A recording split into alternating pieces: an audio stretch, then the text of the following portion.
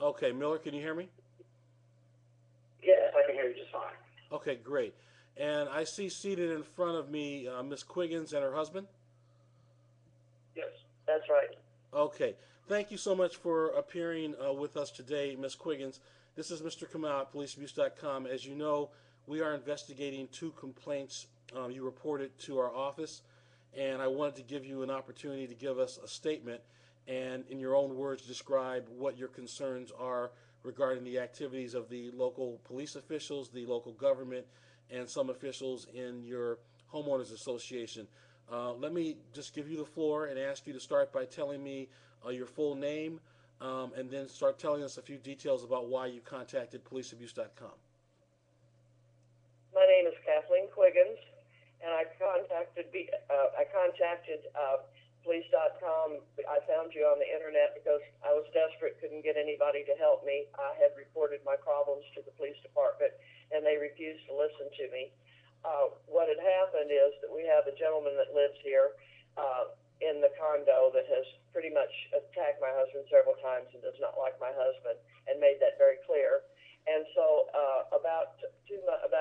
right last summer, sometime in 2011, we all received, everybody that was on the board and a few other people received a letter from something about a prophet. In answer to that, I wrote a letter quoting some Bible verses and telling these people that my husband was no longer on the board to please leave us alone. And I mailed it to some people, and Keith Hillman was one of the people I mailed it to. When he received it, he wrote on it a nasty note and pushed it back into our door and told us never to leave our trash at his home again. So I wrote him a letter. I got on the email and I sent him an apology and said I did not mean to upset you. And he came back quickly and on the email and told me that I was crazy. I was certifiably crazy. I need to be put away and not to ever bother him again. We went back one or two emails, and I told him I didn't appreciate him saying that. And he came back and said, if you email me again, I'm going to call the police. I'm going to turn you into the police. I emailed him one more time and said, please, let's just leave each other alone and let this go. And the next Tuesday after Labor Day in 2011, he went to the police department, or called the police department in Jeffersonville, Indiana, and reported this non-threatening email. And within 45 minutes, Officer McVeigh was at our door, beating on our door. I answered it, and my husband actually answered it. He didn't know who it was, and he said he was here because of a complaint about me from Keith Hillman. And he gave me a severe warning not to ever email Mr. Hillman again, and he walked away. The problem is, in 2009, there's a lady that lives here in our condos that had harassed us and stalked us. She had tried to blackmail my husband to get off the board. She got in the swimming pool with us and some other guests while we were in there, and she underwater kicked my husband in his rear. She'd just been harassing us, yelling names at my husband, calling him a thief and all this stuff. So my husband went over to the police department in 2009 in about June or July and made a report against her. And they pretty much told him to just, they would send it over he would have to take it over to the prosecutor's office. They weren't really interested. And he went over and did what they told him to do, and the prosecutor's office said, well, just stick it in the file under Harbors, and that's all they were going to do. So my problem is, why did they do nothing about this woman who was doing much worse to us? But yet, Mr. Hillman makes one complaint, and they're over here beating on my door in 45 minutes, giving me a warning.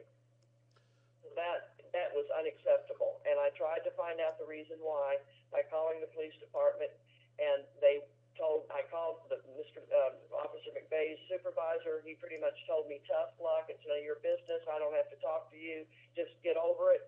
And at that time, I found you all, and that's why I contacted you. Did he tell you he was a nosy neighbor or something? He told me I was just being a nosy neighbor, but he said it was none of my business, and he didn't have to answer my questions.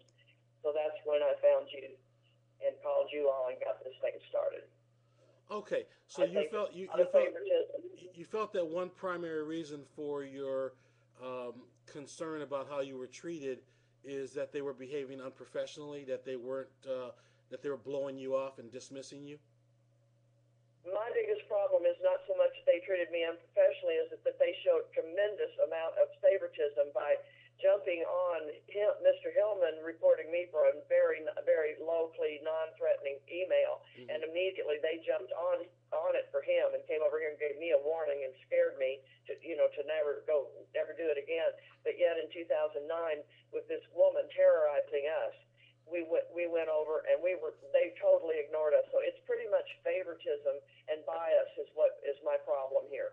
Got you, got you. So it's small town favoritism by the police, in your opinion, in terms of Absolutely. they're And not performing their this isn't duties the fairly. first time it's not the first time. It happens all the time, and we feel that we're targets because of the other case that we're going to talk about later. We feel that we're somewhat targets, and our name is kind of blackballed over at the police department, the Quiggens, because of Ken's case. So there's just a lot of favoritism, and that is pretty strange that they would want to jump on an unthreatening email, but yet a woman that is stalking somebody and threatening to blackmail them and screaming names at them, which she does to everybody. Many people here she doesn't like, and nothing's ever been done to her. Well, let me stop you there and ask you about that. How serious were the threats? Did you report them to the police, and what did the police tell you that demonstrates to you that their treatment of that investigation was substandard, and that the complaints made against you was given full attention by the police? What happened in that first case? What did you report, and what did they say to you? You're talking about the case with the email. Betty Haley, this woman that did this to us after my husband did the criminal conversion thing, which we're going to go into later. She met him she talked to him, asked him to meet her, and she told him that if he did not resign from the board of directors immediately within 3 days, she was going to turn us in to the Social Security office for having an illegal scooter, which is ridiculous. And then she was also told him he would pay if he did for other ways if he didn't resign. And of course he told her, "I'm not going to let you blackmail me. I'm not resigning." And she did turn us over to the Social Security office, and they pretty much threw her out. But she also spread a thing around all over 200 copies all over a place where we live about something that happened to my husband 30 years ago that was really nobody's business. Mm-hmm. And it's pretty much smeared our name all over the harbors. Then she yelled thief at him and called him a crook every time she sees him. She stalked us in the swimming pool and stared at us while we were trying to do our water aerobics. It's pretty terrifying to have somebody to constantly do that to you, and then when you go to the police and ask for help, this woman is known to do this. She's attacked people here. One of our manager quit here because of this. She's so terrified of this woman. She literally physically abused, physically attacked one of the managers here, and they called the police. That case went nowhere. It seems to me like she's immune to anything to do with the police because she's got political connections, obviously, at the police department. Mm-hmm. Mm-hmm. And the prosecutor's office. Okay, so I understand the story at this point.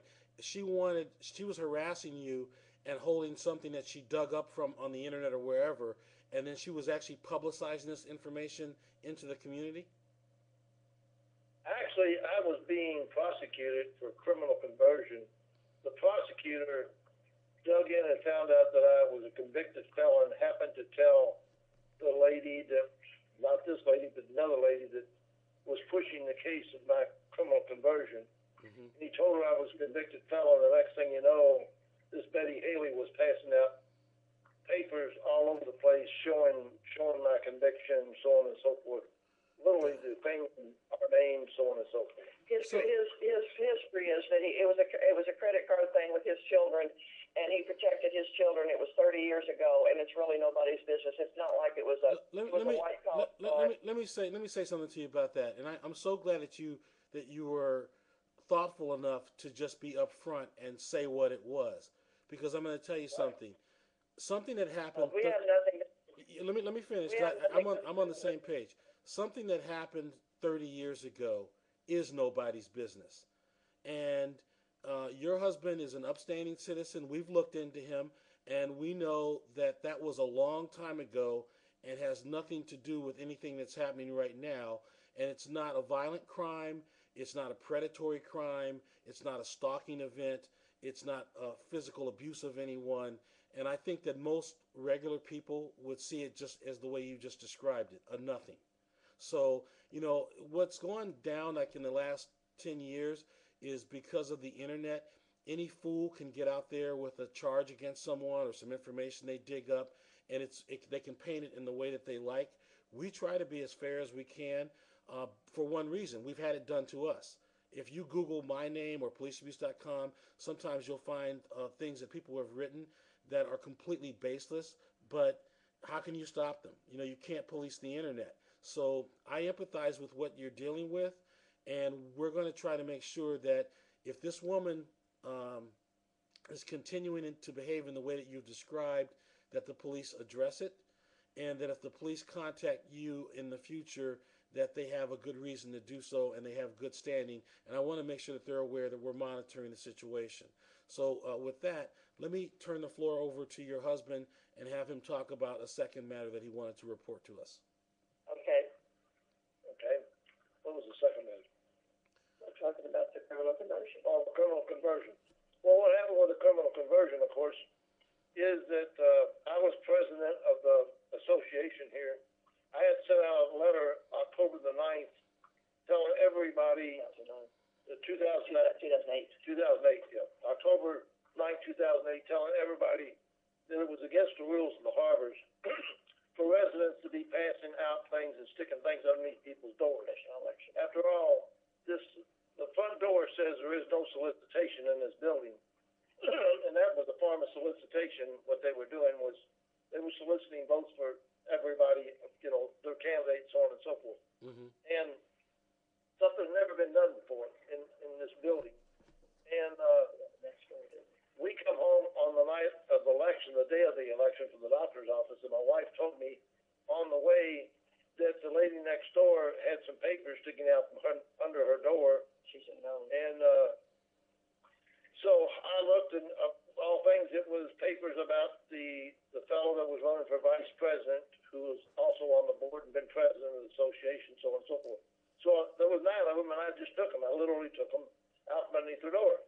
Well, the next thing you know, that night of the election, she accused me of stealing ballots from under her door rather than papers. And she called the Channel Fox 41 News. Fox 41 News, and Friday they had me on there and accusing me of stealing ballots from the election and so on and so forth. Of course, the night of the election, she turned that in and asked the attorney that was in charge of the election. He assured her that all the ballots she asked about were in the box and had been turned in, so on and so forth. So there was nothing about ballots. These were just nasty things about parking spaces, Propaganda. and just propaganda in general. At any rate, she did finally accuse me of the right thing. She went over and filed a police report, accused me of the right thing of stealing these 9 pieces of useless paper off underneath the door. And it took us 2.5 years to finally get the end of this thing, and I had to agree not to sue her for defamation, which I didn't really want to do. But I had her charged with defamation, and finally the prosecutor released the case. But before they would release the case, they made me drop my civil suit, which I didn't feel was fair because they should not be in the middle of a civil suit of that nature. So that's really that's really strange. Let me ask you about that. Why do they care after the criminal issue is resolved, or why would they use the leverage of a criminal complaint to make you drop a civil suit which is outside of their purview? That's what I want to know. And tell about Robin Messi. That was wonderful that they did that, but for her, not me. Tell her about Robin Messi. Well, wait a minute. We're talking about this, Kathy. Let me finish this. At any rate, it had no, they had no business interfering with my civil suit and all wanted to drop the case. Now, understand, I asked for a jury trial. Mm-hmm. And the last thing they wanted to do was take me to court for a jury trial for 9 pieces of useless paper. They look like fools. So that was the only way I guess they could figure out how to get out of. Let me just stop you there for a second, Mr. Quiggins. I got to ask you a question. They were prosecuting you for this small amount of paper. You mentioned that this was on the news, correct? Oh yeah, been on the news twice. They not only prosecuted, they arrested me for this. They come into my home, handcuffed me, and put me in jail for this for the afternoon. And they literally kept me over there like 4 hours, which was the most stupid thing in the world. On whose word? Who's the person that gave them the information that you were taking these documents that were being stuck under doors? Well, on her word, she had a camera in her door that we didn't know about. And of course, it showed up on television that I took the papers out from underneath her door. Okay, so they released the video to the media. Right, they released a video to the media showing me bending down, retrieving these, and of course, I asked the association's attorney. I had the association's attorney in the middle of this at the start of this, and he told me that the prosecutor's office asked if I would come over, just tell them the truth, don't worry about it, I would not get arrested. You know, they just wanted to clear the thing off and get it out of the way. So just tell them exactly what happened. So I went over and was very truthful with them and told them exactly the entire thing, admitted to taking the papers. And the next thing you know, I'm getting arrested for it. I mean, they told him I would not get arrested, nothing would happen to me, so on and so forth. Next thing I know, I'm getting arrested for it and being prosecuted. But understand, she works at the Census Bureau. She'd been at the Census Bureau for like 25 years, knew a lot of senators, congressmen, and the mayor here in Jeffersonville. She knew everybody because all their offices over at the Census Bureau. So it was all political. The whole thing was nothing but a political nightmare. But what makes it worse is what happened after that with this other. Yeah, we have a gal that came and stole papers out from a security guard's report. She took it. We filed a complaint against her for criminal conversion, and it went nowhere. Yet that was a much more serious charge than what mine was, because, and we have it on tape, but she actually took this incident report from the security guard. Got it. Okay. She was, and they.